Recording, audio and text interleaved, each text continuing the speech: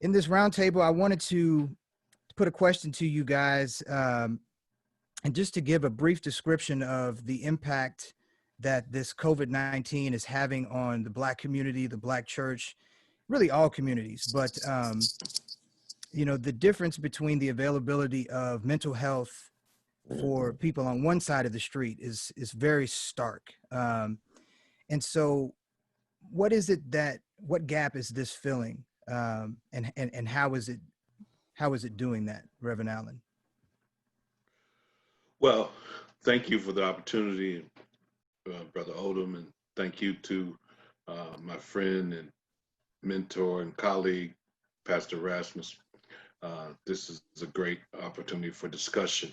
I think that historically, African Americans have always, in our struggle, have always been in some type of crisis, one crisis after another, for our 400 years of existence. And so this crisis is just another crisis, and I'm not minimizing it, but it's one more crisis.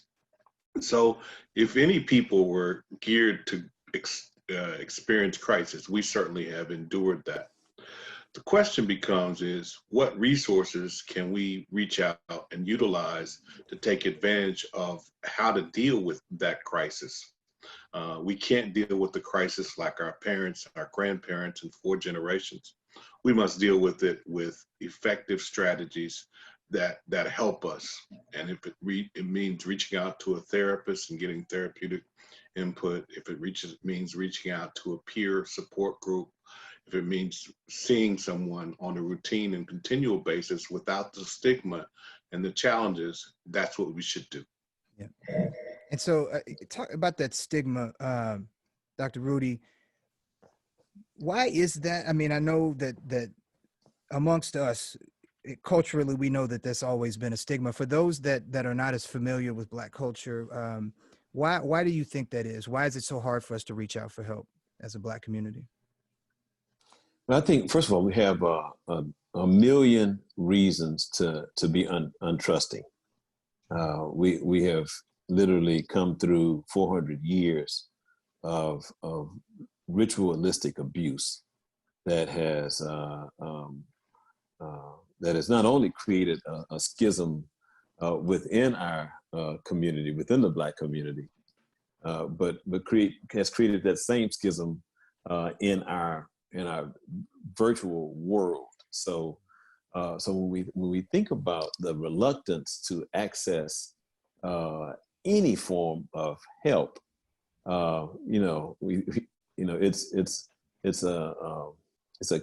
often a catch-22 for people of color when they reflect on the church. They haven't necessarily been able to trust the church's intent historically, and I think it was often some well-meaning, smiling white person that lured them to the place where they got on a boat and never returned to the continent.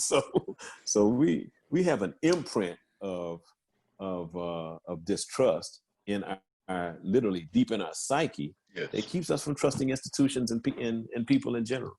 Right. I think that when you combine that with the fact that and I speak from my own experience, in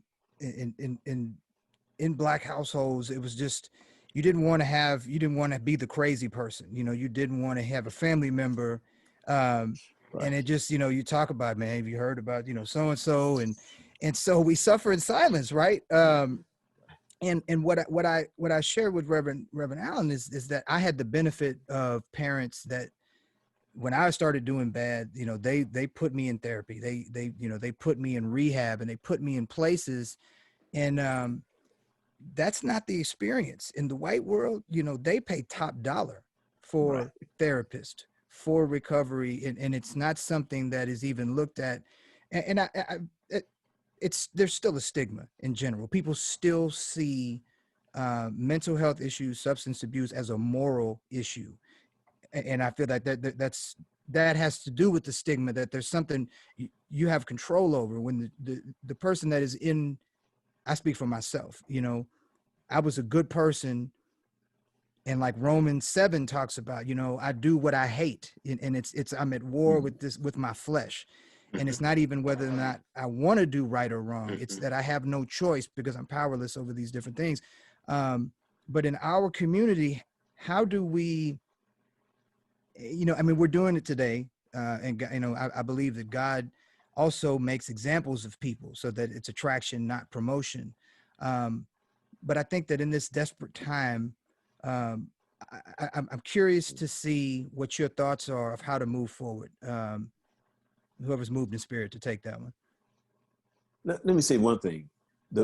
I mentioned in our earlier conversation about the people who showed up in '92 who were mostly recovering addicts from crack cocaine, right?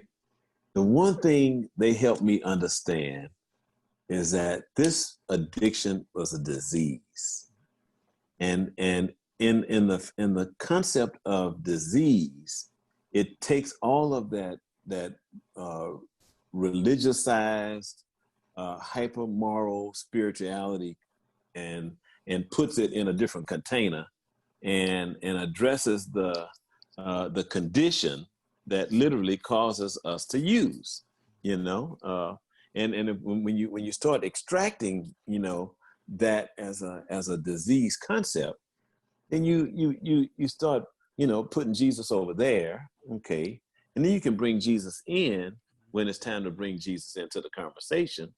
But for openers, there are 12 items that we need to work on as we put this life in perspective based on the diagnosis, but I think church folk, historically, think that you can paint Jesus on just about anything and that'll take care of it.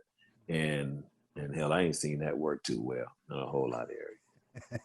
Well, to that point, that's the concept of, we get saved, you get moved to make a call to the altar, and then, okay, come back next Sunday. And the miss, in my opinion, in recovery, I'm forced to look at, surrender, recognizing that there's something bigger than me, and that's my solution. But then, like we discussed earlier, looking at my past, looking at the things that were traumatic, that happened, that I may have been walking around hating somebody for years and years and years and never saw my part in it.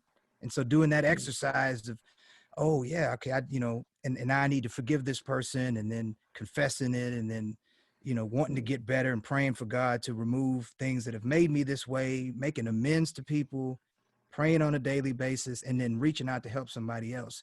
I think all Christians could use a version of that at the end of the day. So I think that it's just that maybe people don't know at the end of, and so hopefully that can get opened up. And so, Reverend Allen, what have the challenges been as you've started this project, and you've been you're a consultant, and you came on, I guess it wasn't COVID intended when you joined on, but it's definitely turned into that at this point. What have been some of the challenges that you found? And we'll get into some more detail in your interview, but with Be Good, how hard has it been to offer this help to people?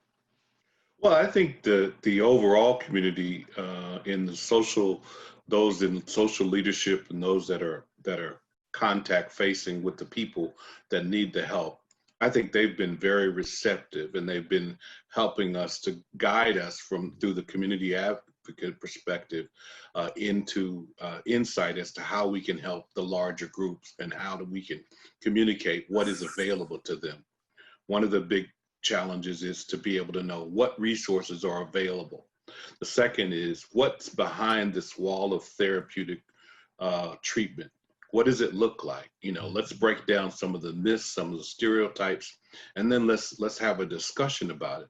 And then thirdly, doing an introspective perspective, you have to determine what is going on with you or the individual that you're trying to seek to get help. What's going on in their life? Is it a mild crisis? Is it depression? Is it schizophrenia? I mean, obviously those are diagnosed situations, and not be so overly reliant on a spiritual remedy And I think that's our history. We have been dependent upon the church for every remedy in our condition. And interesting enough, I'll divert a bit. Last night I was at a Bible study with Pastor Dr. Tim Sloan at the Luke Church. Mm-hmm.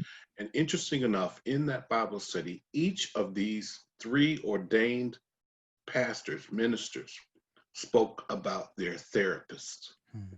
So that's new. That's something Modern. new. Yeah, that's modern. For a preacher to talk about their therapist is real stuff. So that Dr. Rudy's been doing it for impact. years. So. Yeah. Yeah. But you're right. No, but you're right. You know, that's very progressive, and it's a new sign. So last thing, I know Pastor Rudy his time is limited today.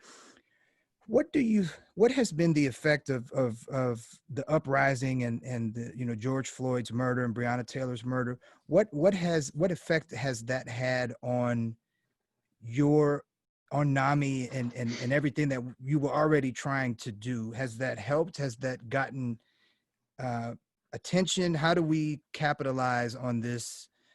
Okay, we want to help. How do we help? So interestingly enough, my dissertation was on the intersection of religion and Black millennial culture. Okay. Read so I tell you, man, I'll send it to you. Yes, please. It was interesting research. And the reason I was intrigued by Black millennial culture, I realized that the church had been in decline from the moment that group reached adulthood and made the decision to not walk lockstep into a church door like every previous generation had done without any questions.